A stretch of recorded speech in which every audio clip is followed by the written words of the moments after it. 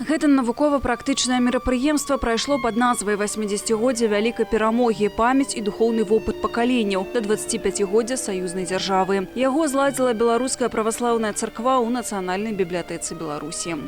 Важно не просто декларировать победу советского народа в Великой Отечественной войне, которая дала в том числе и нам, белорусам, по праву сильнейшего быть самостоятельным и свободным народом. Важно не просто помнить подвиг своих предков и строить памятники. Важно выносить уроки из прошлого. Падчас мерапрыемства ўзнагародзілі пераможцаў рэспубліканскага літаратурнага конкурсу «Кніга мне, кнігу ва мне» і адбылося пленарнае паседжанне.